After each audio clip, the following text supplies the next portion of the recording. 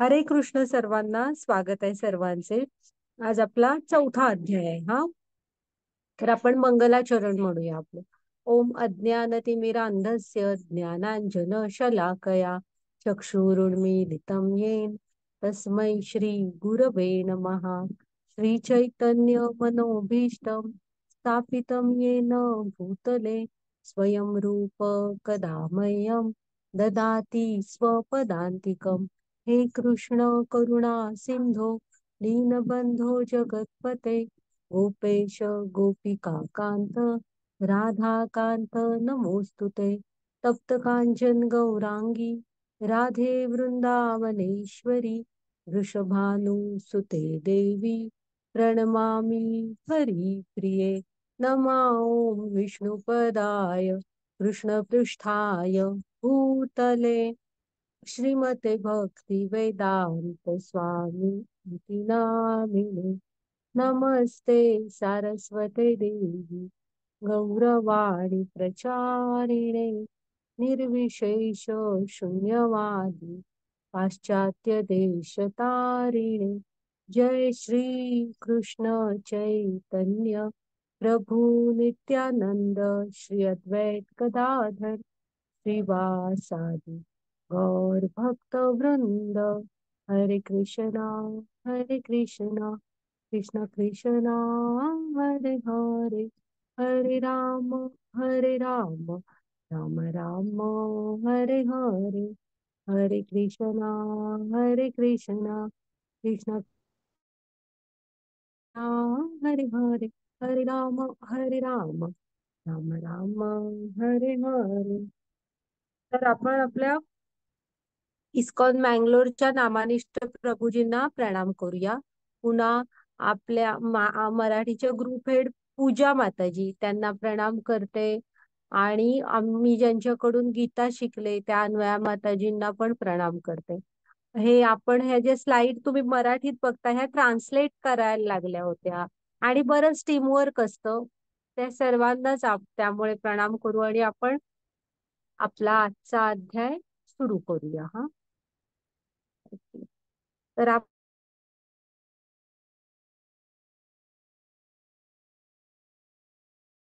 होतं त्याचं कृष्णाशी आपण कसं जोडलं जायचं हे बघितलं होतं हा. अं, आणि आपण हे दुसऱ्या अध्यायात काय शिकलो होतो की आपण हे शरीर नाही, आपण आत्मा आहोत.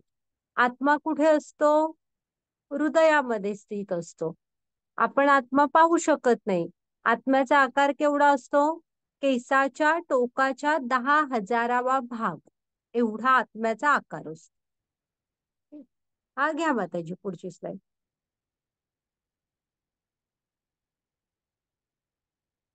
आता हे काल बघितलं होतं आपण की 4 युग आहेत. सत्ययुग, त्रेतायुग, द्वापारयुग, कलयुग. मग सत्ययुगाचा धर्म काय? तर भगवान विष्णूंची ध्यान धारणा. हजारो वर्ष लागायची ती करायला. हा. त्रेतायुगात वेगवेगळे यज्ञ करणे. द्वापार युगाचा धर्म काय? विस्तृत अशा मंदिर पूजा. आणि कलियुगाचा धर्म काय आहे? तर कृष्णांच्या पवित्र नामाचा जप म्हणजे हरिनाम जप. हा नाम जप, हरिनाम जप हाच कलियुगाचा धर्म आहे. कारण मी तुम्हाला सांगितलं एवढंच आपण कलियुगात शांतपणे करू शकतो, कारण आयुष्यही मर्यादित आहे. साधनं पण तेवढी नाहीत, बुद्धी पण तेवढी नाहीये. असं. माताजी पुढची स्लाइड घ्या. त्यामुळे आपण सर्वांनी आधी पहिलं काम सुरू करायला हवं की हरिनाम जप करायला हवा. कसा करायचा तो पण बघितला आपण हा. ओके. आता आजचा अध्याय हे आपले इस्कॉन बँगलोरचे राधा गोविंद आहेत, त्यांना प्रणाम करूया आणि आपल्या प्रभुपाद स्वामींना पण प्रणाम करू. तर हा जो अध्याय आहे ना हा आपल्याला गीता कधी आली, कशी आली अशी सगळी माहिती देतो हा. आता घ्या माताजी पुढची स्लाइड. ह्याचं ज्ञानयोग नाव आहे बघा हा. हा काय अध्यायाचं नाव?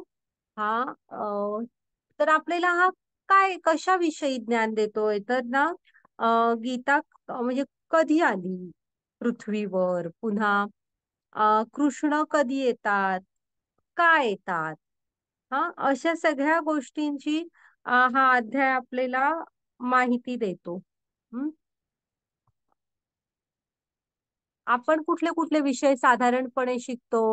इथे दिलंय बघा, अशा टाईपचे विषय किंवा इतिहास वगैरे अशा आपण विषय शिकतो ना. अ, पण हे जे ज्ञान आहे ना, हे वेगळं आहे. आपण पहिल्या अध्यायात बघितलं ना, गीता आपल्या काय आहे? गीता जीवनाचं पुस्तक आहे. हा, मनुष्यांच्या जीवनाचं पुस्तक आहे गीता. तर आपण आता बघूया हे ज्ञान. हा, गीतेविषयीचं ज्ञान.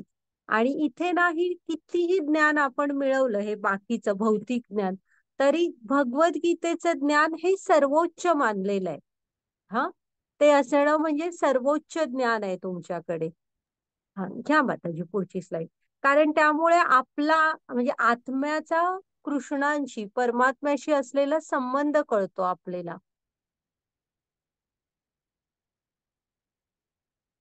हा, चला आपण सुरू करूया. पुढची स्लाइड. हा, तर वाचा तुम्ही माताजी. आपण हा मोठा अध्याय बघूया. हरे कृष्ण. श्री भगवान उवाच इमं विवस्ते योगं प्रोक्तवाहम् अव्ययम् विवस्मानं वे प्राह मनुर्क्ष्वाकवे ब्रवीत. हरे कृष्ण. भगवान श्रीकृष्ण म्हणाले, मी हा अमर योग विद्येचा उपदेश सूर्यदेव विवस्वानांना सांगितला आणि विवस्वानाने मनुचे वडील मनुला शिकवले आणि मनुने ते इक्ष्वाकुला शिकवले. हरे कृष्ण. एक मिनिट माताजी. हरे कृष्ण. तो असलं ते फक्त ट्रान्सलेशन. एवं परंपरा प्राप्तिमिमं राजश्रयो विदुः सकलेनेह महता योगेन अष्ट परंतप.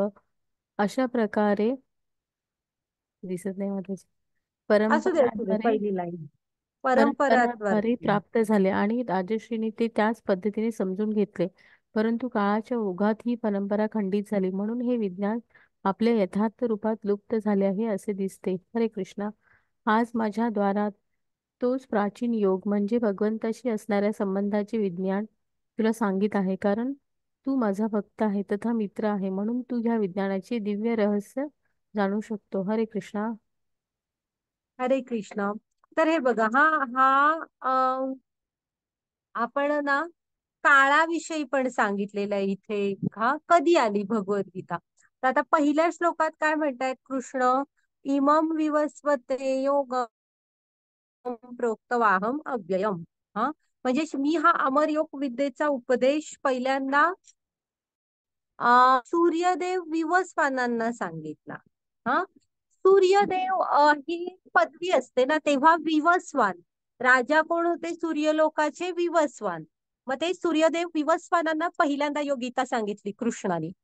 हा, त्याच्यानंतर विवस्वानांनी मनुष्यांचे वडील मनुला शिकवली आणि मनुने सूर्यकुलात, हा, हे राजा इक्ष्वाकुला, हे राजा इक्ष्वाकू वगैरे हे सगळे सूर्यकुलातले राजे, म्हणजे ती सूर्यकुलात आली आणि मग पुढे पुढे येत राहिली. ह्या पिढीकडून त्या पुढच्या पुढच्या पुढच्या अशी, म्हणजे कशा झालाय बघा तिचा प्रवास. कृष्णानी विवस्वानांना, सूर्यदेव विवस्वानांना सांगितली. विवस्वानांनी मनुष्यांचे वडील मनुना मनुष्यांचे वडील का म्हंटले? तर आपण मानव आहोत ना, मानव. मनू पासून निर्माण झाले ते मानव. हा, म्हणजे ते शब्दातच आलेलं आहे, मनू पासून निर्माण झाले ते मानव. हा, मग मग मनुनी राजा इक्ष्वाकूंना सांगितले. ओके. मग त्याच्यानंतर काय म्हणतात ते दुसऱ्या श्लोकात, की पुढे झालं काय? याप्रमाणे हे परमश्रेष्ठ विज्ञान गुरु शिष्य परंपरेद्वारे प्राप्त करण्यात आले आणि राजर्षींनी ते त्याच पद्धतीने जाणून घेतले. म्हणजे कृष्णाने इथे काय सांगितलंय बघा, की ज्ञान हे गुरु शिष्य परंपरेतून यायला हवे. हा, मनाला वाटलं म्हणून मी काहीतरी लिहिलं, म्हणून मी एखादं काहीतरी सुरू केलं, ह्याला अर्थ नसतो. तो परंपरा हवी, त्याला शास्त्रांचा आधार हवा, शुद्ध गुरु शिष्य परंपरा असायला हवी. तर तसं यायला हवं ते पुढे. हा, आणि पुढच्या या सगळ्या राजांनी पण त्याच प्रकारे जाणून घेतलंय. पण काय झालं, काळाच्या ओघामध्ये ही परंपरा खंडित झाली आहे. जे कृष्ण काय म्हणतायत, जसा काळ पुढे सरकत गेला तसं आता मला ती परंपरा खंडित झाली, म्हणजे तुटली आहे ती शृंखला. आता नाही येत आहे ते पुढे. हा, म्हणून आता ते खंडित झालंय ना, म्हणून ते परत सांगतायत. कृष्ण एकदा अर्जुनाचं निमित्त करून परत एकदा सांगतायत. आणि ते पण कसं हे झालंय माहित आहे, हे विज्ञान आपल्या यथार्थ रूपात लुप्त झालंय. म्हणजे आता आपल्या भगवद्गीतेवर काय लिहिलेलं आहे, जशी आहे तशी. मग मी तुम्हाला पहिल्या दिवशी सांगितलं ना, का बरं भगवद्गीतेवर असं लिहिलेलं आहे की जशी आहे तशी. तर त्याच्यात ना मनाला वाटतं म्हणून काय लिहिलेलं नाहीये. हा, तर ती जे गुरु शिष्य परंपरेतनं शुद्ध आपण शिकलो ना, तसं सांगितलेलं आहे. त्यात मनाचं काय नाहीये, म्हणून ती जशी आहे तशी. मग इथं पण यथार्थ रूपात, म्हणजे जी गुरुनी शिकवली तशी पुढे, तशी पुढे, अशी जशीच्या तशा स्वरूपात हरवल्यासारखी दिसते, कुठेतरी खंडित झाल्यासारखी. हा, म्हणून आता आज पुढे काय सांगतायत बघा तिसऱ्या श्लोकात, की आज माझ्याद्वारे तोच प्राचीन योग म्हणजे भगवंतांशी असणाऱ्या संबंधाचे विज्ञान तुला सांगत आहे. म्हणजे तोच प्राचीन योग अ, आज कृष्ण परत सांगतायत अर्जुनांना. हा, ते काय म्हणतायत बघा, गीता म्हणजे काय आहे, भगवंतांशी असणाऱ्या संबंधांचे विज्ञान. म्हणजे आपला भगवंत कोण आहेत, तर कृष्ण आहेत. मग आपला कृष्णांशी जो संबंध आहे ना, आपण म्हणजे आत्मा म्हणते मी. हा, आत्म्याचा परमात्म्याशी असणारा संबंध विज्ञान आहे गीता. हा, ते तुला सांगत आहे. कारण आणि मग हे ते का सांगतायत, तर तू माझा मित्र आणि भक्त आहेस म्हणून सांगतायत. असं नाही. त्यामुळे आपल्याला जर का गीता आपल्या हृदयामध्ये उतरवायची असेल, तर आपल्याला पण कृष्णांशी एक नातं जोडावं लागेल आणि मुख्य म्हणजे त्यांचं भक्त बनावं लागेल. हा, तर ते ज्ञान आपल्या आयुष्यात आपण उतरवू शकू.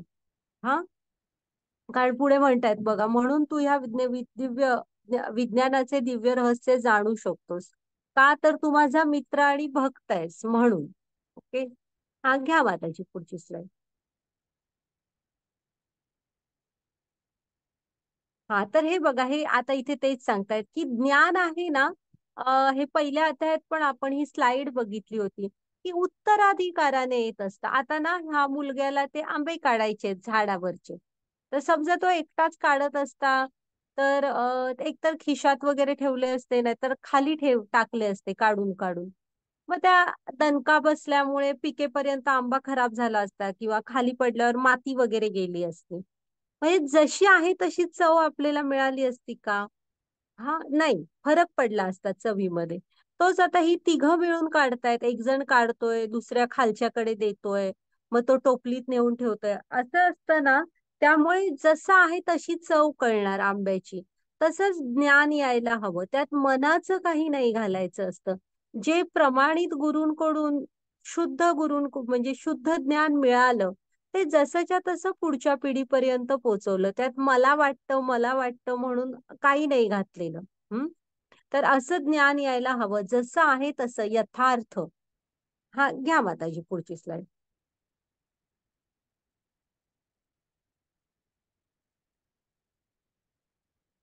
हे आपले ना, आपण युनिव्हर्सिटीज वगैरे ऐकतो ना, तशा कृष्णाने हे चार हे स्थापन केलेले होते. म्हणजे कृष्णाने स्वतः ब्रह्मा, म्हणजे संप्रदाय, आपल्या कशा युनिव्हर्सिटीज, तसे हे संप्रदाय कृष्णाने स्वतः स्थापन केलेले आहेत. कृष्णाने गीतेचं ज्ञान ब्रह्मांना दिलं, पुन्हा माता लक्ष्मींना दिलं, शंकरांना दिलं, आणि सनातन, सनंदन आणि सनत कुमार ह्या चार कुमारांना दिलं. हा, मग ब्रह्मांचा ब्रह्म संप्रदाय, माता लक्ष्मींचा श्री संप्रदाय, शंकरांचा रुद्र संप्रदाय, आणि हे जे चार कुमार आहेत त्यांचा कुमार संप्रदाय. मग इकडे बघा, ब्रह्म संप्रदाय पुढे मध्वाचार्यांनी चालवला. श्री संप्रदाय म्हणजे हा आद्य आचार्य आहेत. श्री संप्रदायाचे रामानुजाचार्य, रुद्र संप्रदायाचे विष्णू स्वामी, आणि कुमार संप्रदायाचे निंबकाचार्य. असे ह्या आचार्य. आणि ह्यांच्या म्हणजे मूळ शोधत जाल तर ह्या 4 संप्रदायांकडून हे ज्ञान पसरवलं गेलं. आणि पुढे पुढे त्यांच्या शिष्य परंपरा चालू राहिल्या. हे इकडे साईडला आपल्या गुरु शिष्य परंपरेचे फोटो दिलेले आणि नावं पण आहेत आपल्या भगवद्गीतेमध्ये. घ्या माताजी पुढची स्लाईड.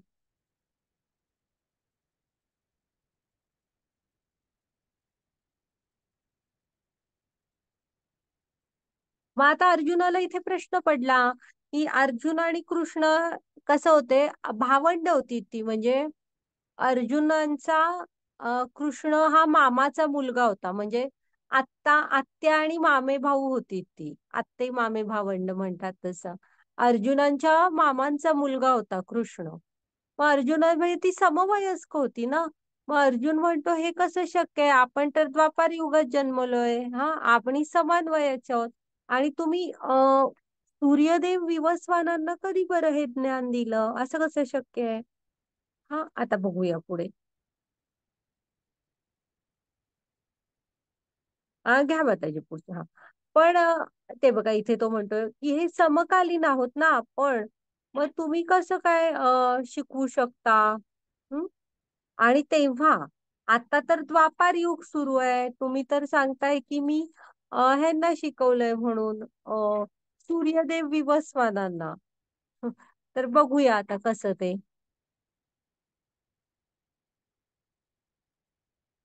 मग आता इथे कृष्णाने 3 हे सांगितलेले आहेत की ते कसे प्रकट होतात, कधी प्रकट होतात आणि का प्रकट होतात.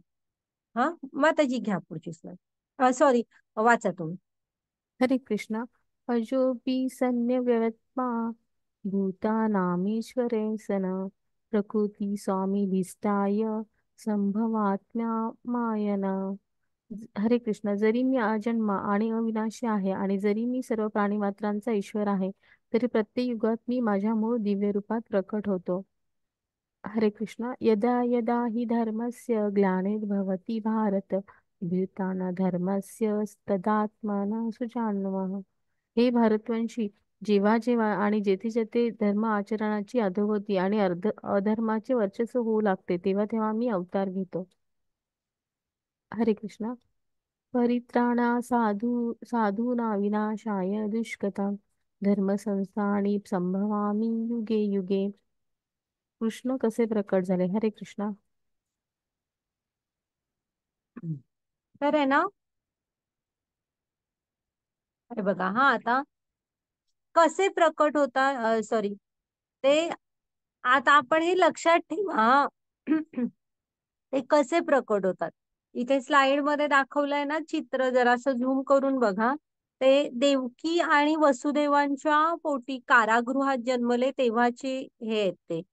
तर ते कसे आलेत? चतुर्भुज नारायण रूपात आलेत बघा. आणि मग त्याच्यानंतर ते हे करतात, प्रार्थना की तुम्ही छोटासा बाळ बनून या. मग तेव्हा ते मग छोटस बाळ बनतात. तर असं नाहीये की ते आपल्यासारखे मातेच्या गर्भातून जन्म घेणार आणि मग कधीतरी मृत्यू पावणार. असं हे आपल्यासाठी आहे, त्यांच्यासाठी नाही. ते अवतार घेतात. म्हणजे कसे प्रकट होतात. इथं त्यांची लीला किंवा कार्य असतं, ते झालं की त्यांच्या स्वधामात निघून जातात. हे लक्षात ठेवायचं. आपल्याला कसं असतं, आजूबाजूला मी देव आहे, मी देव आहे करून भेटत राहतील. तर हे आपण शिकायचं, जरा डोळे उघडे ठेवून बघायला की जेव्हा कृष्ण येतात ना, तेव्हा आता तुम्ही भागवतम मधली वर्णनं वगैरे वाचाल तर ब्रह्मांपासून सगळे देव असे आलेले असतात त्यांचं स्वागत करायला. ते अवतार घेतात तेव्हा पुन्हा त्यांच्या स्तुती करतात, फुलं वर्षाव करतात वगैरे असं. आणि जेव्हा कृष्णांचं कार्य होतं, ते ठराविक कार्य करायला येतात, त्या लीला म्हणतात. त्या झाल्या की ते त्यांच्या धामात निघून जातात. हा जन्म मृत्यूने आपण बांधलेलं आहे ते नाही. ते परम आहेत, ते भगवान आहेत, ते नाही बांधलेले.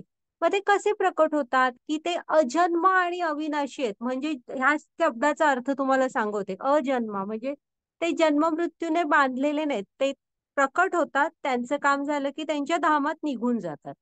अविनाशी आहेत, म्हणजे कधी नाश होणार नाही. अविनाशी. म्हणजे ते काल होते, आजही आहेत आणि उद्याही असणार. ते सनातन आहेत. आणि तसेच छान असे दिसणारे. असं नाही की ते काळाने बांधलेले नाहीत रे, त्यामुळे त्यांच्या शरीरावर ते आध्यात्मिक आहे सगळं त्यांचं. ते तसेच चिरतरुण नवयौवन दिसणार. हा, काळाने आपण बांधलेले आहोत. जरी मी सर्व प्राणीमात्रांचा ईश्वर आहे, तरी प्रत्येक युगात मी माझ्या मूळ दिव्य स्वरूपात प्रकट होतो. म्हणजे ते काय सांगतायत, प्रत्येक युगामध्ये ते दिव्य रूपात प्रकट होतात. हा, ओके. मग का प्रकट होता, कधी येणार? तर म्हणजे कोणीतरी तुम्हाला प्रश्न पडला, ठीक आहे तुम्ही प्रत्येक युगात येता, पण मग कधी येता? तर सांगतायत बघा की यदा यदा हि धर्मस्य ग्लानिर्भवती भारत. जेव्हा हे भरत वंशा, जेव्हा जेव्हा आणि जेथे जेथे धर्माचरणाची अधोगती होते आणि अधर्माचे वर्चस्व होऊ लागते, तेव्हा मी अवतार घेतो. हा, म्हणजे सामान्य लोकांना धर्माचरण करणं अगदी कठीण होऊन बसतं आणि अधर्म खूप वाढतो. हा, तेव्हा ते प्रकट होतात. ओके. मग झालं. मग आता का प्रकट होतात? हा, कारण धर्माचं आचरण म्हणजे ही परिस्थिती असताना ते येतात. पण मग येऊन काय करतात? हा, येऊन साधारणपणे काय करतात ते? तर थांबा, इथे ह्याचं ट्रान्सलेशन नाहीये. परित्राणाय साधूनां विनाशाय च दुष्कृताम, हा, धर्म संस्थापनार्थाय संभवामी युगे युगे. की भक्तांचा उद्धार करण्याकरता, दुष्टांचा विनाश करण्याकरिता आणि धर्माची पुनर्स्थापना करण्याकरिता मी स्वतः युगायुगात प्रकट होतो. म्हणजे पहिलं कारण काय आहे? भक्तांचा उद्धार.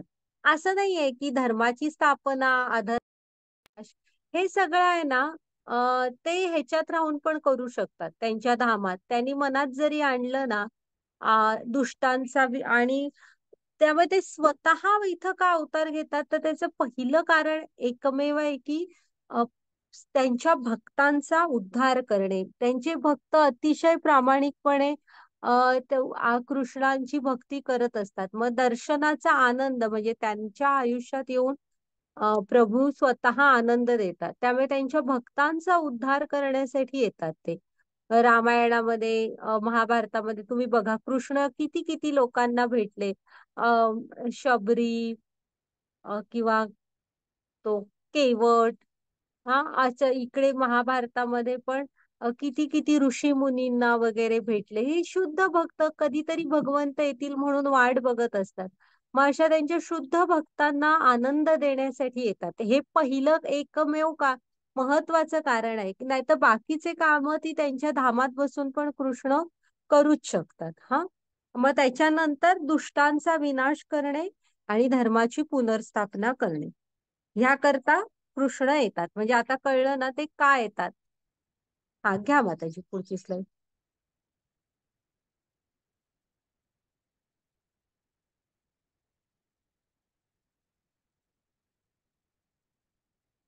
हा, तर मग कृष्ण कसे आहेत? सच्चित आनंद आहेत, ते शाश्वत आहेत, अजन्म आहेत. त्यांनी सांगितलं ना, अजन्मा अविनाशी आहे, म्हणजे नाश होत नाही. ते काल होते, आजही आहेत, उद्याही असणार. शाश्वत आहेत ते. हा, त्यांना काय ब्रह्मसंहितेमध्ये ब्रह्मानीच लिहिलेलं आहे, वर्णन करताना कृष्णांना ना प्रणाम केलेला आहे ब्रह्मसंहितेमध्ये. आणि तेव्हा म्हटलंय, गोविंदम आदि पुरुषम भजा. आणि मी त्यांना भजामी म्हणजे मी नमस्कार करतो. तर कसं वर्णन केलंय? गोविंदम आदि पुरुषम, ह्या गोविंद रूपात असतात हा ते. आणि आदि पुरुष म्हटलंय, म्हणजे सगळ्या सगळ्या सगळ्याचं मूळ शोधत गेलात तर हे गोविंद कृष्ण मूळ आहेत.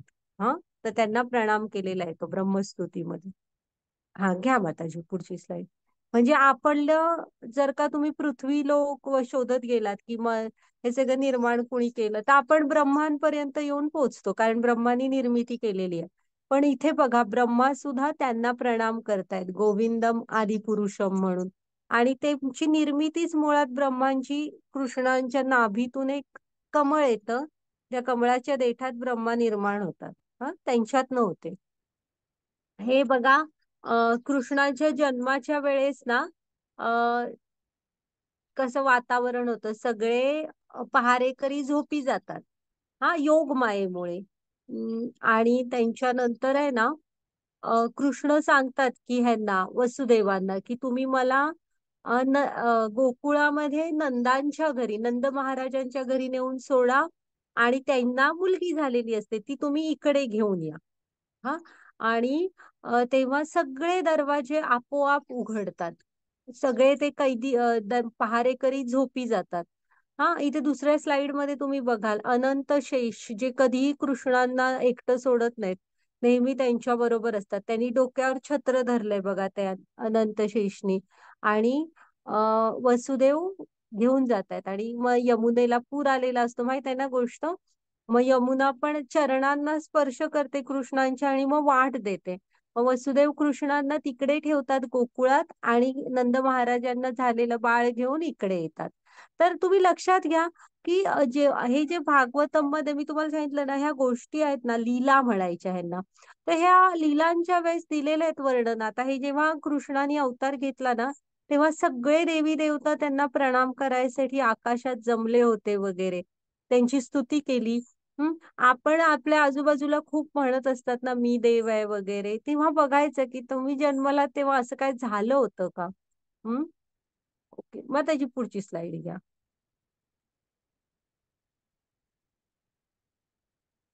आता ना, आता आपण का ऐकायची गीता, भागवतम, श्रीमद भागवतम, हे रामायण महाभारत असं का ऐकायचं आपण सगळं. तर ह्या इथे तुम्हाला कळतं बघा या श्लोकात. वाचा माताजी. जन्म कर्म च मे दिव्यम. हरे कृष्णा. जन्म कर्म च दिव्यमेवं यो वेत्ति तत्त्वतः त्वक्ता देह पुनर्जन्म नैति मामेति सो अर्जुन. हे अर्जुना, माझ्या स्वरूपाचे आणि कर्माचे अतींद्रिय स्वरूप माहीत आहे. तो तो हा शरीर सोडल्यानंतर या भौतिक जगात पुन्हा जन्म घेत नाही, परंतु माझ्या चिरस्थायी निवासस्थानी पोचतो. हरे कृष्णा. इथे ना आपण का ऐकायच्या कृष्ण कथा, गीता का अभ्यास करायची, काय होईल आपला फायदा, काय फरक पडतो. तर इथे सांगितलेलं आहे बघा की जन्म कर्मच मे दिव्यम. हा.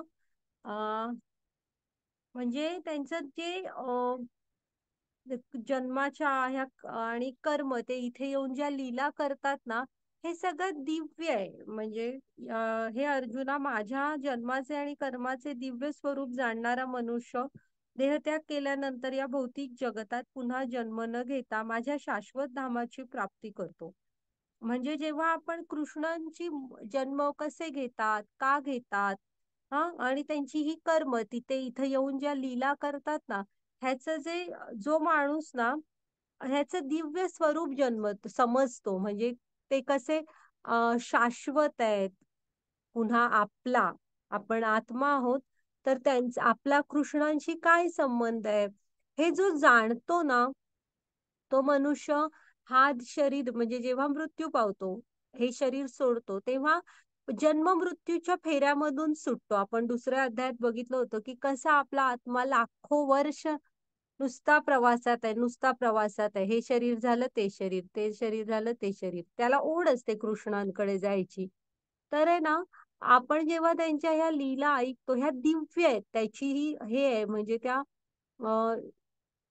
त्यांना दिव्य का म्हटलंय बघा. तर त्यांना तुम्ही ऐकलात, हे आपला कृष्णांशी असलेला संबंध समजून घेतलात, तर आपल्याला पुन्हा पुन्हा ह्या जन्म मृत्यूच्या फेऱ्यात अडकावं लागत नाही आणि कृष्णांच्या धामात निघून जातात मग ती. हा, इतकी दिव्य अशा ह्या लीला आहेत.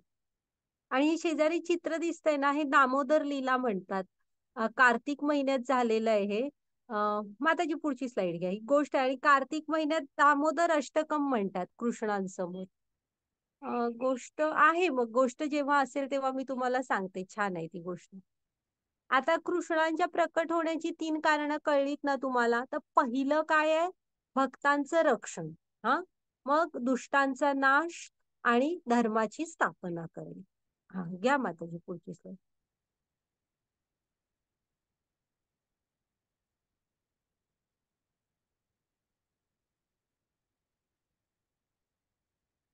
आता आपल्याला हे बघा, आता आपण हा बघितला की कृष्णांना जाणून घेण्याचे फायदे काय. ते आत्ताच हा श्लोक बघितला की जो माझ्या जन्माचे आणि कर्माचे दिव्य स्वरूप जाणतो, तो देह त्याग केल्यानंतर इथं जे भौतिक सृष्टी, हे पृथ्वीला काय म्हणतात, ही सगळं भौतिक सृष्टी आहे. इथं पुन्हा जन्म घेत बसत नाही, तर तो कृष्णांच्या धामाची प्राप्ती करतो. हा, एवढा एवढी ताकद आहे बघा, एवढी दिव्य आहेत ह्या लीला. त्यामुळे आपण ऐकताना मात्र ना प्रमाणित ह्याच्याकडून ऐकायला पाहिजे, ज्यांच्यामध्ये जे ज्ञानात स्थित आहेत, ज्यांनी कृष्णांना जाणलेलं आहे, तर ते आपल्याला पण कृष्णांपर्यंत पोचवू शकतील. म्हणजे आपल्या हृदयात पण तो भाव उत्पन्न करू शकतील. हं? हा, घ्या माताजी पुढची स्लाईड.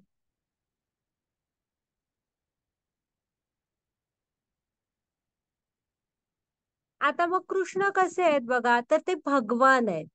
हा, आदि पुरुषम आहेत. आदि पुरुष आहेत ते. त्याच्यानंतर त्यांचे स्वरूप कसे दिसतात ते, तर त्यांचा वर्ण श्याम सुंदर आहे. हा, म्हणजे आता हा इथं दाखवलाय बघा, तुम्हाला दिसतोय ना, तसा त्यांचा श्याम सुंदर वर्ण आहे. त्याच्यानंतर कमरेवर काय असतं, पितांबर धारण करतात छान असं.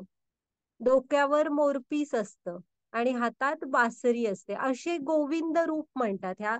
असे गोविंद ह्याच्या रूपात ते त्यांच्या गोलोक वृंदावन मध्ये असतात. त्या गोलोक वृंदावन मध्ये अगणित गायी असतात आणि कृष्ण राधा असे असतात. ह्याला म्हणायचं गोविंद. आपल्या घरात प्रत्येकाच्या असतो बघा, राधा कृष्णांचा गोविंदांचा फोटो तरी असतो. तर असे आहेत ते प्रत्यक्षात त्यांचं. आणि हे वेगवेगळ्या ना पुराणांमध्ये, शास्त्रांमध्ये हे असंच वर्णन आहे कृष्णांचं. तुम्ही म्हणाल ना की का आम्ही ह्या रूपात पूजा करावी, आम्ही नाही करणार, कुठं सांगितलंय, तर तुम्ही एक लक्षात घ्या, भारतात कुठंही जाल तर तुम्हाला कृष्ण म्हटल्यावर असेच दिसणार. पुन्हा सगळीकडे त्यांचं वर्णन असंच आहे, एकदम देखणे चिरतरुण. आणि हे असंच की भगवान आहेत, म्हणजे श्याम सुंदर आहेत, हातात बासरी आहे, डोक्यावर मोरपीस आहे, पितांबर धारण केलेलं आहे, असंच वर्णन आहे. हा, आपल्याला माहिती आहे ते कुठे राहतात, ते कसे आहेत, त्यामुळे आपण तशी स्वरूपात पूजा करतो. हा, हा, घ्या माताजी पुढची स्लाइड.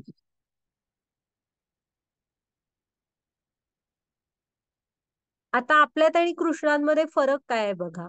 कृष्णांचं रूप नित्य आहे, म्हणजे आपलं आहे ना, आपण काळाने बांधले गेलेलो आहोत, आपल्यावर काळाचा परिणाम होत असतो. आपण लहान असतो, मोठे होतो वगैरे, मग म्हातारपण येतं. तसं नाही, ते नित्य आहे. हा, त्यांचं शरीर आध्यात्मिक आहे, आपलं शरीर भौतिक आहे. म्हणजे आध्यात्मिक म्हणजे ते तसंच राहणार कायम. आपलं कसं आहे माहित आहे, भौतिक आहे. म्हणजे ना इथं कधी ना कधीतरी मृत्यू येणार आणि मग ते पृथ्वीमध्ये सामावून जाणार, असं भौतिक आहे आपलं जीवन. त्याच्यानंतर आपला शरीर, त्यांचं शरीर आणि आत्मा यात काय फरक नाही. आपला शरीर आणि आत्मा वेगळा आहे. हे आपल्या वरचे ड्रेस सारखं असतं शरीर, आणि आत्मा कुठे आहे, हृदयामध्ये आहे. त्यांचं तसं नाही, शरीर आत्मा ह्यात काही फरक नाहीये. आणि कृष्ण मायेचे नियंत्रक आहेत, आपण मायेद्वारा नियंत्रित आहोत. हा, ओके, मग आता जी घ्या पुढची स्लाइड.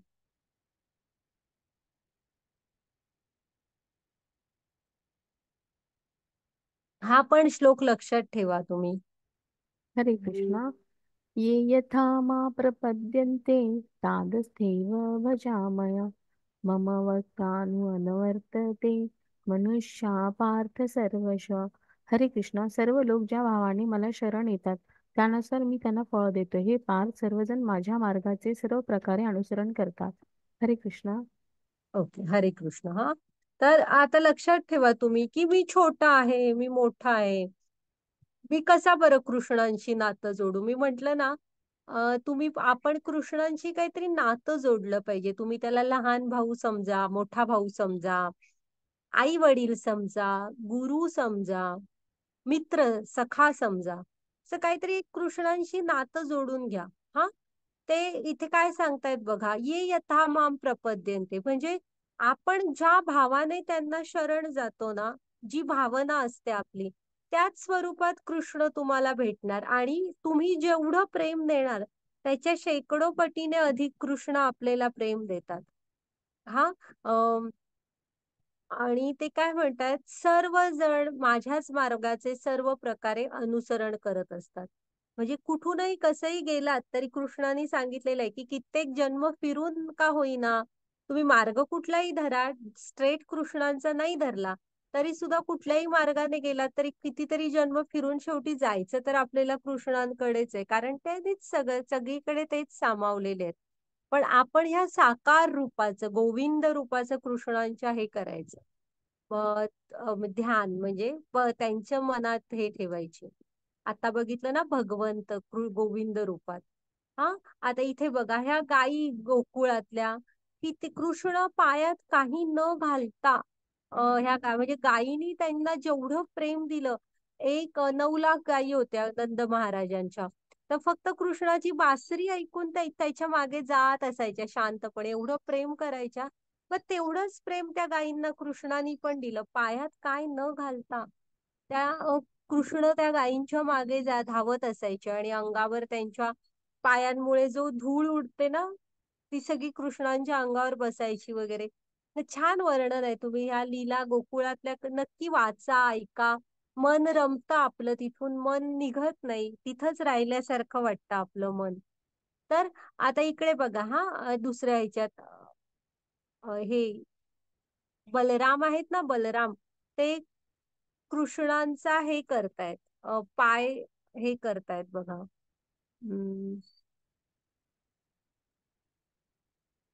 एक मिनिट हा, हा. पाय दाबतायत कृष्णांचे. हा, तर माताजी पुढची स्लाइड घ्या, पुढच्या स्लाइड मध्ये दिसणार तुम्हाला. हा, ते बघा तिथे. नाही नाही, इथे आलं, आता दिसलं मला. तर ते बघा दुसऱ्या स्लाइड चित्रामध्ये कृष्ण पण त्यांचे पाय चेपतायत.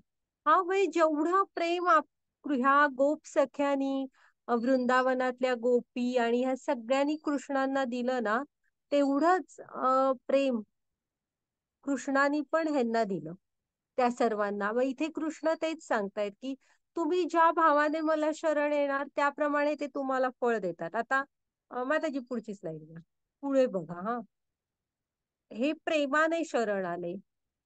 ओके, आता हरे कृष्ण. वाचा.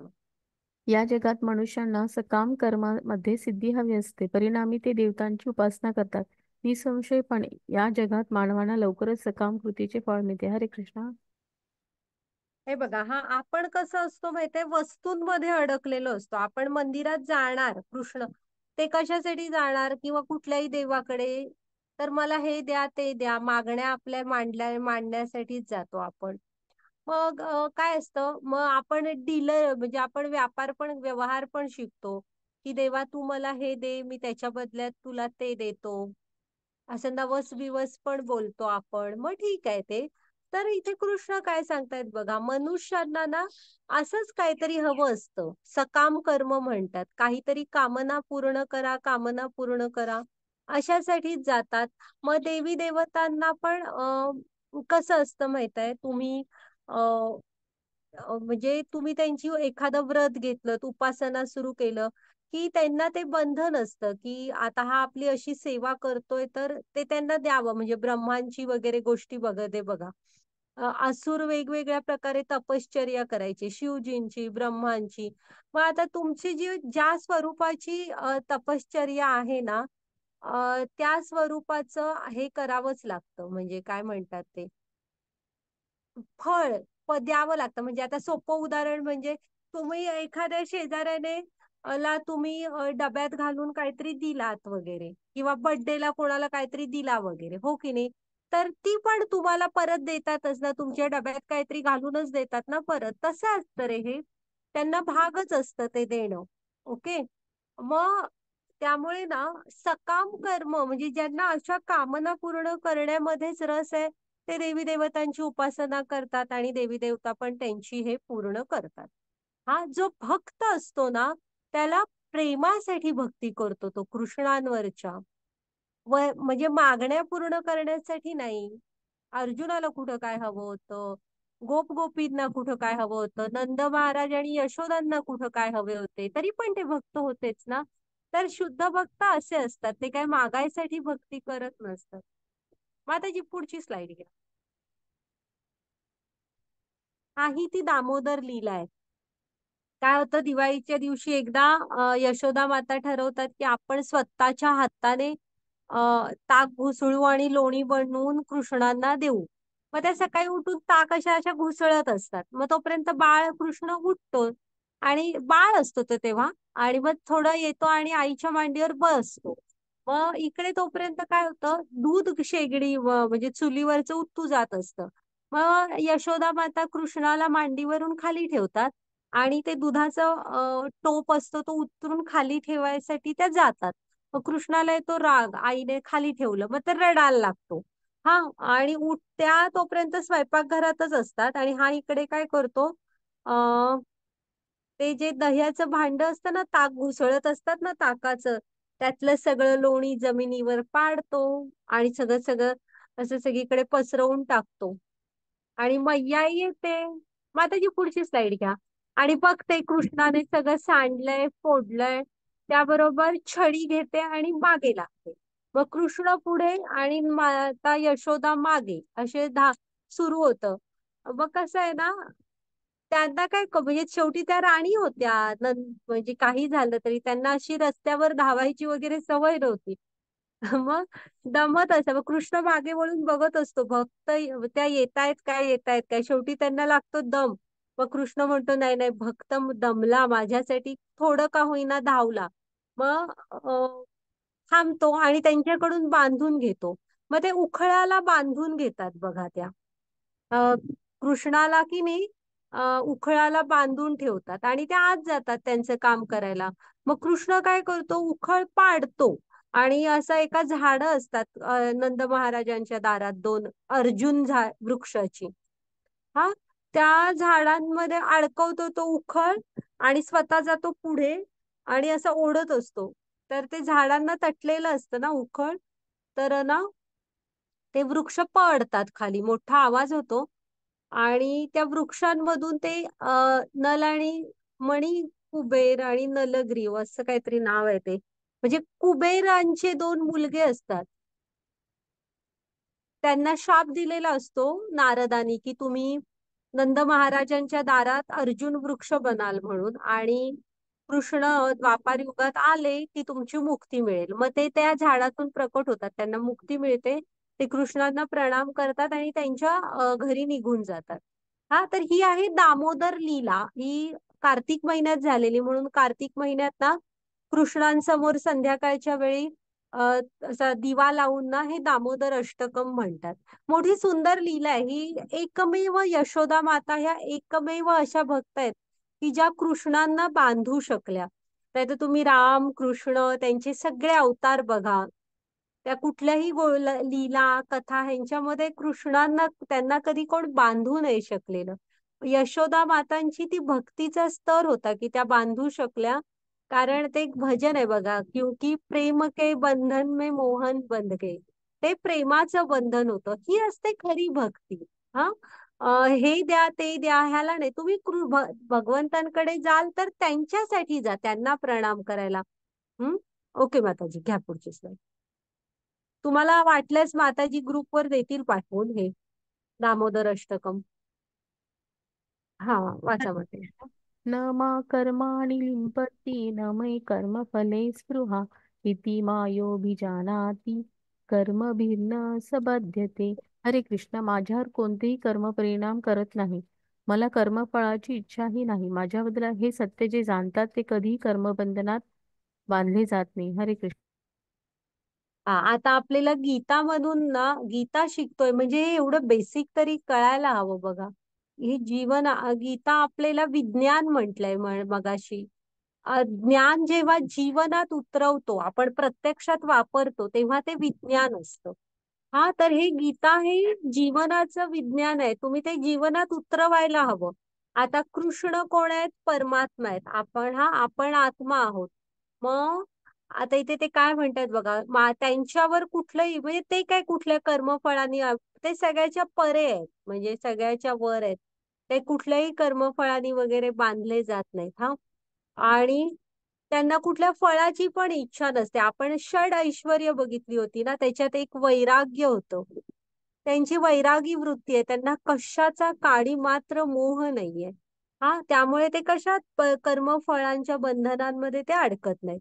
मग कृष्णांबद्दल हे सत्य जो जाणतो ना, ते कधीही कर्मबंधनात अडकत नाहीत. मग आपण पण हे जाणायला पाहिजे, की म्हणजे कृष्णांना तत्वतः जाणायला पाहिजे तुम्ही, की त्यांचं पोझिशन काय आहे. हा की म्हणजे साऱ्याची उत्पत्ती त्यांच्यापासून झाली आहे आणि ते कर्मबंधनांमध्ये अडकत नाहीत. कारण परम वैराग्य आहे त्यांच्याकडे. त्यांना आपल्याला सगळ्याचाच मोह असतो, त्यांना कशाचाच नाहीये. हम्म हम्म. ते पहिल्या गोष्टीत सुदामांची गोष्ट आहे. इकडे दुसरं जे चित्र आहे ना, रथाचं चाक घेऊन जात आहेत, ते महाभारताच्या युद्धात भीष्मदेवांची प्रतिज्ञा असते, की हे केशव म्हणत असतात काय, केशवा, काही झालं तरी उद्या मी तुला शस्त्र हातात घ्यायला लावेन. हं. मग भीष्म महाराज सुद्धा अतिशय शुद्ध भक्त होते कृष्णांचे. शेवटी भक्ताची अ वचन ठेवण्यासाठी आणि परिस्थिती अशी येते की कृष्ण स्वतःची प्रतिज्ञा मोडतात, की मी शस्त्र हातात घेणार नाही, आणि ते चाक हातात घेतात. आणि जेव्हा ते चाक हातात घेतात ना, भीष्म आपल्या हातातला बाण सुद्धा सोडून देतात. म्हणजे असे शांत उभे राहतात, आता पुढे तुझ्या हातात, तू काही कर. असे छान आहेत ह्या, हे खूप तुम्ही नक्की ऐका. त्याच्यानंतर इथे अर्जुनाचे बघा सारथी झाले ते. हम्म तसं सारथी होणं म्हणजे जरा काम खालचंच होतं, तरी पण अर्जुनाच्या रथाचं सारथ्य स्वीकारलं भक्तासाठी. आणि इकडे मी मगाशी सांगितलं ना, किती किती प्रेम केलं ह्या गोपींवर. म्हणजे ह्या वृंदावन गोकुळातल्या सर्वांवरच, त्या गायींवर, त्या सख्यांवर कृष्णाने. ओके, घ्या माताजी पुढची स्लाइड.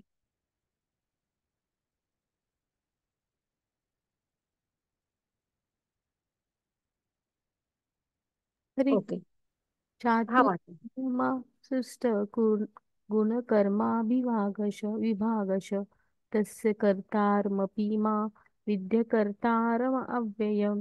प्रकृतीच्या 3 गुण आणि त्यांच्या संबंधित कर्मानुसार मानवी समाजातील 4 विभाग माझ्याद्वारे तयार केले गेले. जरी मी या व्यवस्थेचा निर्माता आहे, परंतु तू हे जाणले पाहिजे की मी अव्ययी असल्यामुळे अकर्ता आहे. हरे कृष्णा. हे बघा हा, चातुर्वर्ण मया सृष्टम गुणकर्म विभागशः.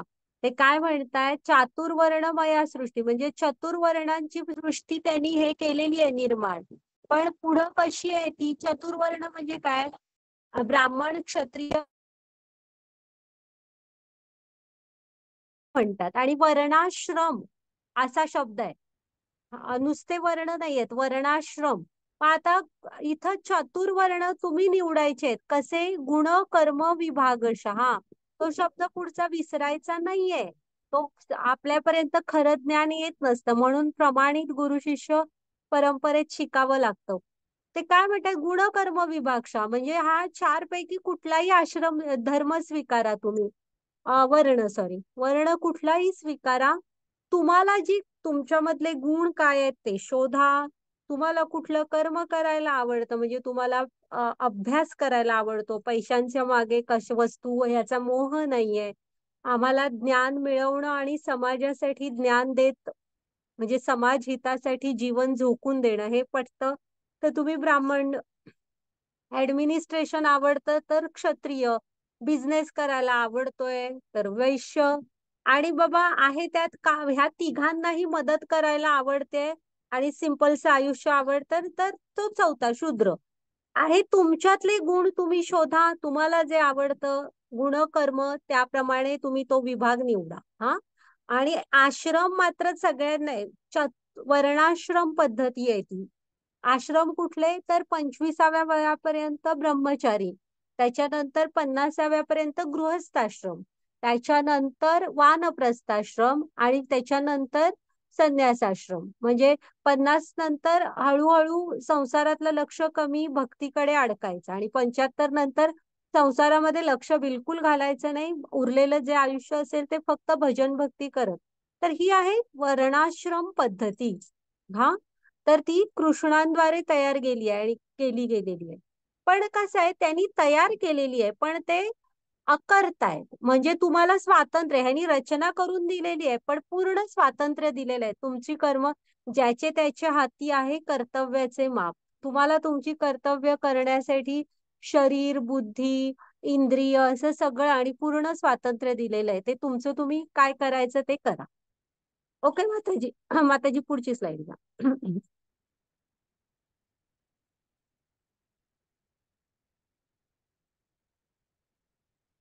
आहे बघा, हे जितकं प्रेम आपण कृष्णांना देतो तेवढंच प्रेम कृष्ण पण आपल्याला देतात. म्हणजे ह्या करून बघायच्या गोष्टी आहेत. आता मी सांगितलं किंवा गीतेमध्ये तुम्ही वाचाल तरी तुम्ही ह्या करून बघायच्या गोष्टी आहेत. त्यांना जप करणे किंवा आता थोडस त्यांची सेवा, एखादं फूल रोज घालणे वगैरे असे त्यांची स्तोत्र एखादं वाचणं, ह्या तुम्ही जेवढं प्रेम करणार तेवढाच प्रेम तुम्हाला अनुभव येत जातील. कृष्ण पण आपल्यावर करतात. हा, आणि ज्या भावात तुम्ही भेटणार तेच भावात भेटतात. आता हे सगळ्यांना प्रेमात भेटले. आता हा शिशुपाल सतत त्यांचा राग राग करायचा.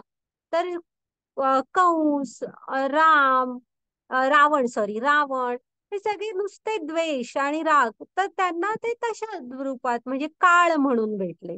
हा, तर आपला जसा भाव तसे ते भेटतात. हा, घ्या माताजी पुढची स्लाईड.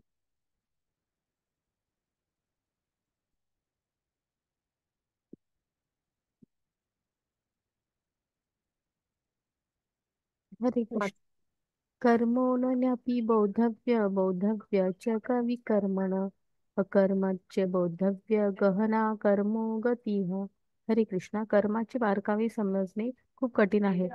त्यामुळे कर्म, विकर्म, अकर्म म्हणजे नेमके काय हे मनुष्याने जाणले पाहिजे.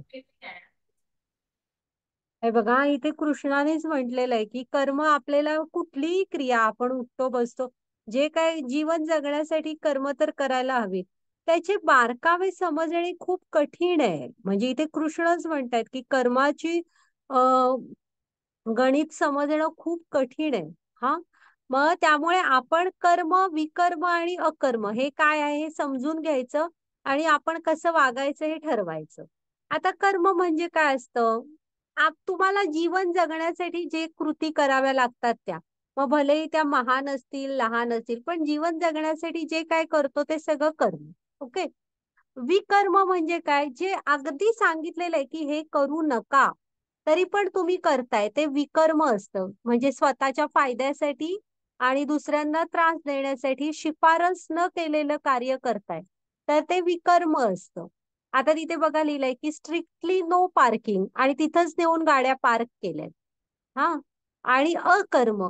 अकर्म म्हणजे काय असतं? तुम्ही कृष्ण भावना भावी म्हणजे भक्तीने काम करता, की हा कृष्णा, हे जे काय केलं हे तुम्हाला समर्पित.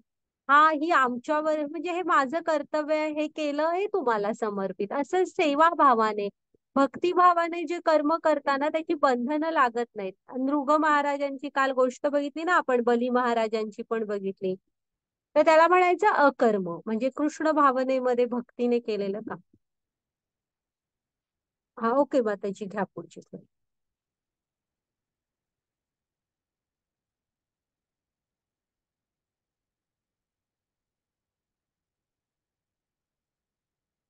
आपली खरी ओळख काय आहे बघा आता. माताजी हे वाचा आधी. बघा हा. आपल्या कर्मफळाची आसक्ती सोडून नेहमी समाधानी व स्वतंत्र राहून सर्व प्रकारच्या कामामध्ये व्यस्त असून तो कोणतेही सकाम कर्म करत नाही. कृष्ण हे मायेचे नियंत्रक आहेत. आपण मायाद्वारा नियंत्रित आहोत. कृष्णाचे शरीर आध्यात्मिक आहे. कृष्णाचा आत्मा आध्यात्मिक आहे. आपले शरीर सामग्री आहे. आपली आत्मा आध्यात्मिक आहे. हरे कृष्णा. आता भक्त कसा असतो बघा. आपल्या सर्व कर्मफळांची म्हणजे भक्त आपल्याला पण असं बनायचा प्रयत्न करायचा आहे की आपल्या सर्व कर्मफळांची आसक्ती सोडून नेहमी समाधानी आणि स्वतंत्र राहून सर्व प्रकारच्या कामांमध्ये व्यस्त असूनही तो सकाम कर्म. एक मिनिट थांबा, मी ह्याच्यातलं वाचते म्हणजे तुम्हाला कळेल. आपल्या कर्मफळावरील सर्व आसक्तीचा त्याग करून नित्य तृप्त आणि स्वतंत्र असणारा पुरुष जरी सर्व प्रकारच्या कर्मांमध्ये मग्न असला तरी तो वस्तुतः कोणतेही कर्म करत नाही. म्हणजे कसं आहे, त्याने सर्व आपली कर्तव्य करतो. आता तुमचं शिकणं काम आहे, ठीक आहे, पूर्ण प्रयत्न करून शिकायचं आणि जे होईल ते हा स्वीकार आहे, मग त्याच्याच विषयी त्याला खेद खंत नसतो. असं म्हणजे आपली कर्तव्य करत राहायचं, कर्तव्याचा मार्ग सोडायचा नाही आणि जे काय होईल ते कृष्णांवर सोडून द्यायचं. ओके, असे असतात भक्त. ही आपली खरी ओळख आहे. आणि हे मगाशी बघितलं की कृष्णांचं सगळं हे इकडे बघा दाखवलेत, असे आहेत कृष्ण. त्यांचं सगळं आध्यात्मिक आहे. ओके माताजी, पुढची स्लाईड.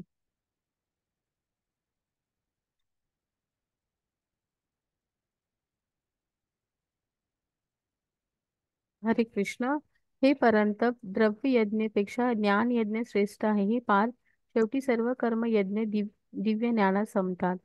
तद्विधी प्राणिपातेन परिप्रश्न सेवया उपदिशन्ति ते ज्ञान ज्ञान सत्व दर्शने. आपण गुरुकडे जा आणि सत्य जाणून घ्यायचा प्रयत्न करा. त्यांच्याशी नम्र व्हा, जिज्ञासा ठेवा आणि त्यांची सेवा करा. स्वतः स्वरूप सिद्ध व्यक्ती आपल्याला ज्ञान देऊ शकतात, कारण त्यांनी सत्य पाहिले आहे. हरे कृष्ण.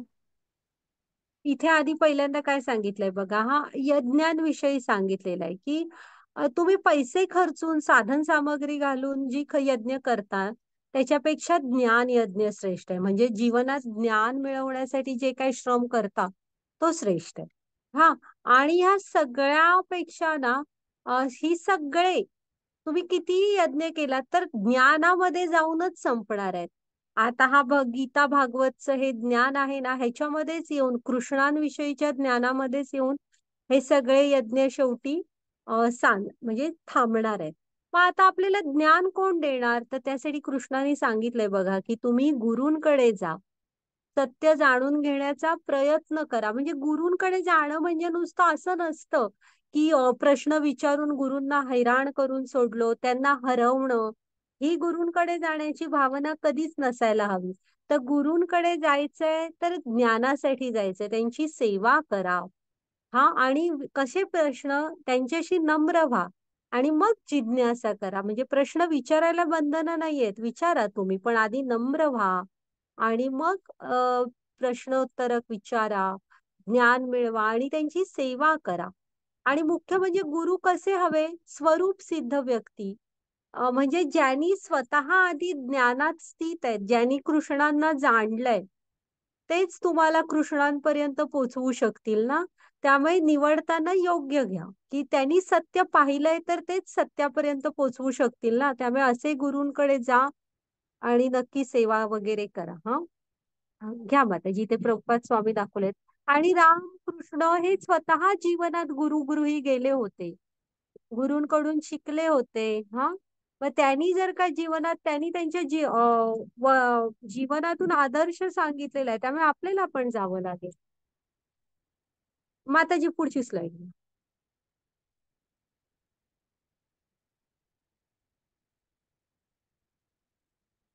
हरे कृष्ण.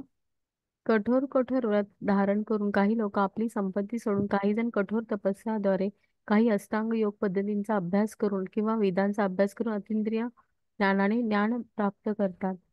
हे करू श्रेष्ठ. जेव्हा एखादा मनुष्य यज्ञाशिवाय या जगात किंवा या जीवनात आनंदाने जगू शकत नाही, तर मग पुढच्या आयुष्यात तो कसा जगू शकेल? हरे कृष्णा. बघा, हा इथे गुरूंचं थोडं महत्व सांगितलेलं आहे की आपल्याला आणि आपल्या जीवनामध्ये इथे हे मार्ग सांगितलेले आहेत. काही जण कठोर व्रत करतात, म्हणजे ध्यान धारणा वगैरे. काही जण संपत्ती खर्चून यज्ञ करतात. हा, काही व्रत घेतात.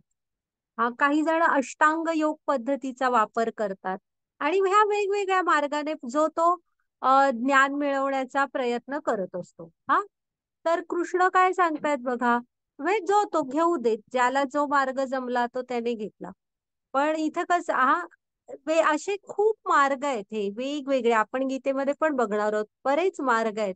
ओके, मग जेव्हा हे कुरुश्रेष्ठा, जेव्हा एखादा मनुष्य यज्ञाशिवाय या जगात जीवनात आनंदाने जगू शकत नाही, तर मग पुढच्या आयुष्यात कसा जगेल? म्हणजे तुमच्या जीवनात यज्ञाचं, तपाचं खूप महत्व आहे. जर का तुम्ही ह्या जीवनात त्याच्याशिवाय जगू नाही शकत आहात, तर पुढच्या जीवनात कसं जगू शकणार? हा, त्यामुळे इथं यज्ञ म्हणजे काय लक्षात ठेवायचं, ते कोणतंही कर्म जे विष्णून प्रित्यर्थ केलं जातं. त्यामुळे आपलं जीवनच एक यज्ञ समजायचा. आणि नक्कीच जे काय हे म्हणजे ज्ञानात स्थित व्हायचा प्रयत्न करायचा आणि जे काय कराल ते हा कृष्णा तुला अर्पण अशी आपली भावना हवी. ओके. घ्या माताजी पुढची स्लाईड.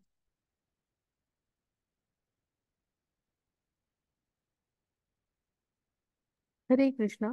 जरी आपणा सर्व पापींमध्ये सर्वात पापी समजले जाते असे असले तरीही आपण अंतकालीन दिव्य ज्ञान रूपी बोटीत स्थित राहून दुःखाचा महासागर पार करण्यास सक्षम असाल. ज्याप्रमाणे ज्वलंत अग्नीने इंधन जळते त्याप्रमाणे हे अर्जुना ज्ञानाची आग भौतिक कर्माची सर्व फळे जाळतात. हरे हा, हे सगळं गुरूंकडून ज्ञान मिळवण्याची महती सांगितलेली आहे. आता बघा, हा ही स्लाइड आहे मध्ये हे वरती मृगारी आहे, तो मृगारी. तो ना प्राण्यांना अतिशय हाल करून मारत असतो. म्हणजे मारत असतो ते तर ठीक, हा खूप तडफडवत ठेवत असतो आणि मग मारत असतो. मग ते एकदा नारद येतात आणि नारदांना खूप राग येतो ते बघून. मग त्याच्यानंतर ती गोष्ट आहे, मग तो म्हणतो तू का करतो वगैरे. तर ना त्याच्यानंतर नारदांच्या उपदेशाने मृगारी असा काय सुधारतो की नारद काय उपदेश करून निघून जातात आणि त्याच्यानंतर बरेच कधीतरी काळाच्या नंतर एक मार्गावरून असे जात असतात. तर एक असं तो दिसतोय बघा खाली, तो काय करतोय माहितीये, तो तिथे नारदांचा पाय मुंग्या असतात वगैरे, त्यांच्या पायाखाली मुंग्या वगैरे असे कीटक येऊन त्या म्हणजे मृत्यूच पावणार ना, त्यांचा पाय पडू नये म्हणून त्या सगळ्यांना बाजूला करत असतो. एवढा निर्मळ मनाचा बनतो जो प्राण्यांना तडफड करून मारत असतो. तर कसं आहे ना, गुरूंचं आयुष्यात येणं हे एवढं महत्वाचं असतं. त्या मृगारीचं किती परिवर्तन झालं बघा नारदांच्या उपदेशामुळे. तर इथे बघा हा, जरी म्हणजे तुम्ही किती घोर पापी असलात तरी पण आहे ना, आता इथे गुरु, इथं नारद आले त्याच्या आयुष्यात ज्ञान दिलं. तसं गुरूंच्या सहवासात आलो आणि एकदा ज्ञानाचा स्थित झालो ना, तर हा दुःखाचा महासागर आपण नक्की पार करू शकू. आणि जसं तुम्ही आगीमध्ये जे काही लाकडं वगैरे टाकाल ती सगळी जळून जातात, तशी ज्ञानामुळे आपली कर्मांची फळं जळून जातात. हा, घ्या माताजी पुढची स्लाईड.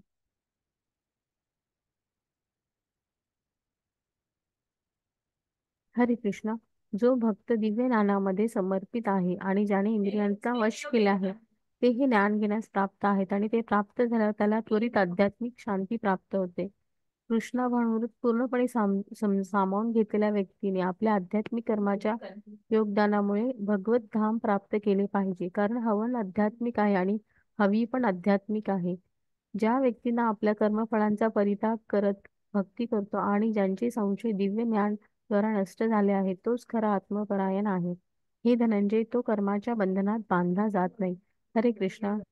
ओके, पुन्हा सगळं गुरूंकडून ज्ञान मिळवण्याची महती आहे. म्हणजे ज्ञानात स्थित व्हायला हवं तुम्ही.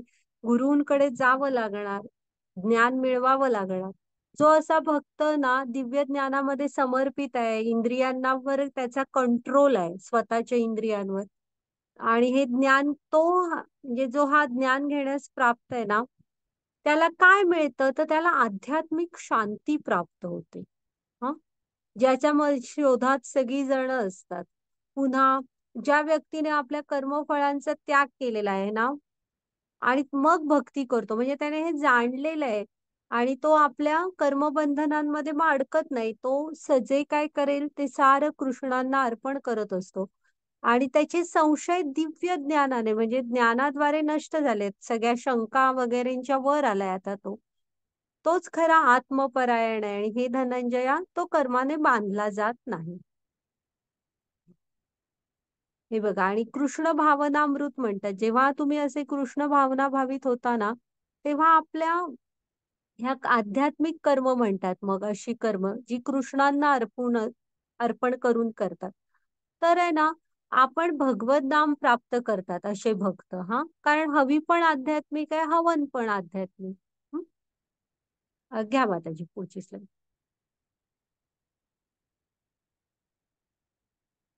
हरे कृष्ण. आता तुम्ही म्हणणार, एक मिनिट हा माताजी, आता तुम्ही म्हणणार किती काय काय कृष्ण सांगतोय, मुद्दा विसरला की काय. तर कृष्ण इथे कुठेच अर्जुनाला विसांग म्हणजे कर्तव्याच्या मार्गावरून गीता कुठेच बाजूला व्हा म्हणत नाही. आता पुन्हा बघा कृष्ण काय सांगतो अर्जुनाला, एवढं सगळं ज्ञानाविषयी सांगून. वाचा माताजी. हरे कृष्ण. म्हणून ज्ञानाच्या शस्त्राने अज्ञानामुळे आपल्या अंतःकरणात उद्भवलेला शंका दूर कर हे भारत. तू योगासह उभे राहा आणि युद्ध कर. हरे कृष्ण. बघा मुद्दा ते कुठे सोडत नाहीत, म्हणून ते काय म्हणतायत, म्हणून ह्या अशा ज्ञानाच्या शस्त्राला हातात घे, ज्ञानात स्थित हो आणि तुझ्या ह्या ज्या सगळ्या दुःख ह्या शंका आहेत ह्या ज्ञानाने दूर कर आणि उठ आणि युद्ध कर. हम्म. हा माताजी घ्या पुढची slide.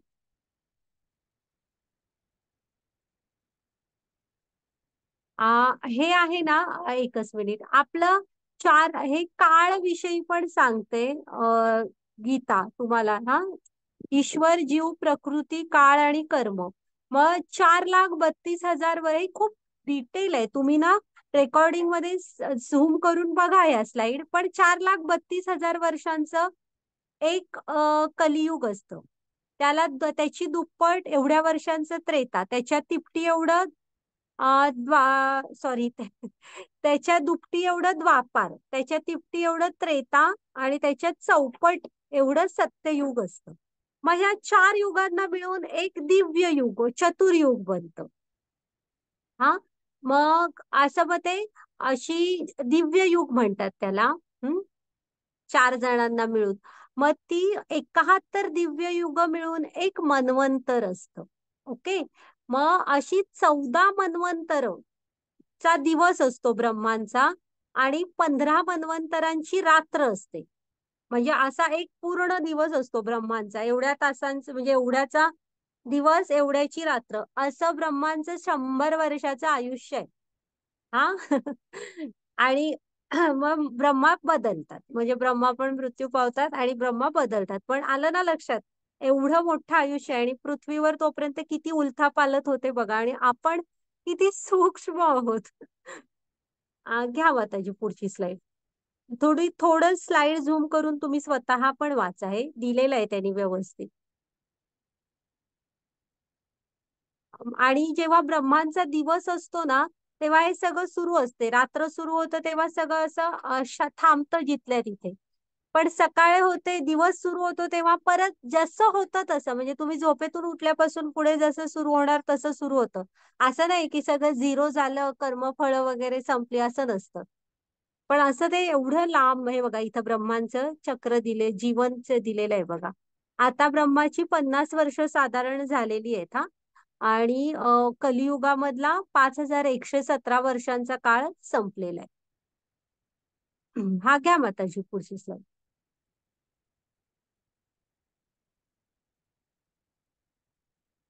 हे मनूंचं जीवन दिलेलं आहे. मनू फक्त इथे हे लक्षात ठेवा, मनू म्हणजे कोण, तर आपण निर्मिती मनूंपासून झालेली आपले, म्हणून मानव आपण आहोत. मनूंचे पुत्र म्हणून मानव आहोत आपण हा. आणि मनूंच्या पण जन्माच्या पूर्वी सूर्यदेव विवस्वानांना ही गीता कृष्णाने सांगितली होती.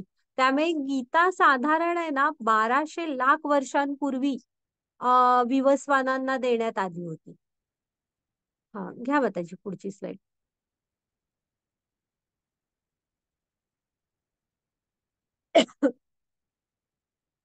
आणि पृथ्वीवर ना ती कधी आली, साधारण 20 लाख वर्षापूर्वी पृथ्वीवर आली विवस्वानांकडून. हम्म. हा घ्या माताजी पुढची स्लाइड.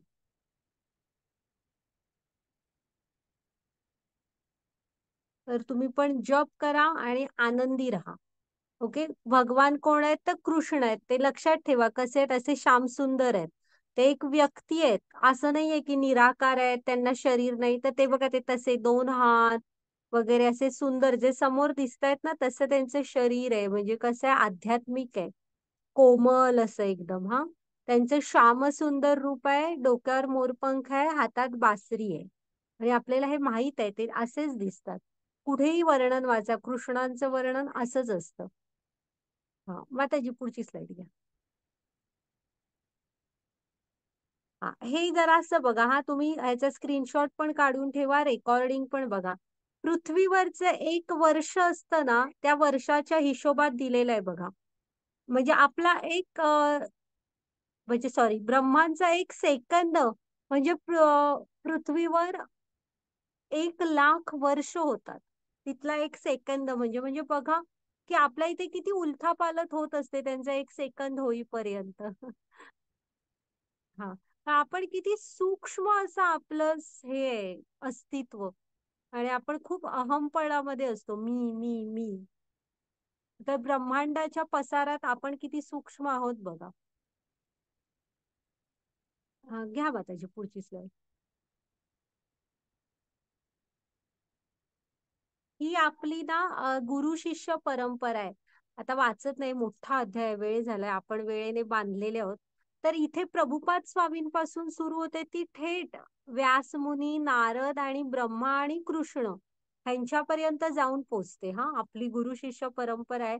मी उद्या तुम्हाला सुरुवातीला वाचून दाखवते, कानावरून जावी म्हणून, आता राहू दे. आणि ब्रह्ममध्व गौडीय धारा आहे आपली.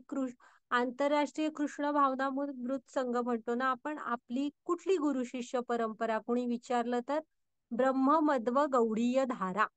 हम्म. माताजी घ्या पुढची सोय, माहीत असावी आपल्याला. ओके, तर जप करा आणि आनंदी राहा. हा, झाला असेल अध्याय.